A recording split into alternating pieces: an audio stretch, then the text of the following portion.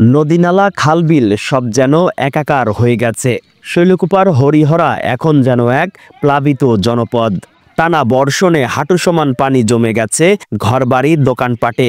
ডুবে গেছে নিচু জমির সোনালী ক্ষেত খামার।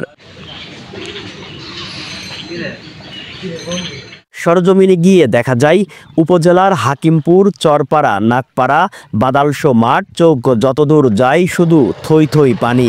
একরের পর একর জমি পানির নিচে। দেখে মনে হবে ছোটখাটো একটা নদী।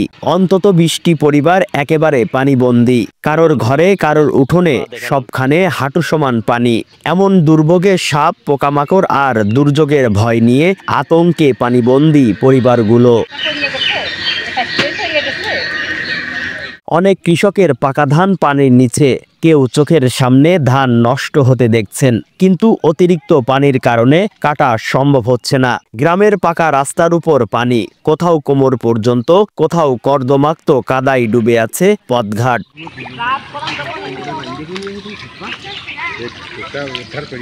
স্থানীয়রা বলছেন এবারের বৃষ্টি গত কয়েক বছরের মধ্যে সবচেয়ে বেশি। কিন্তু এই বৃষ্টি এখন আশীর্বাদ নয়, দুর্ভোগ হয়ে দাঁড়িয়েছে তাদের জীবনে।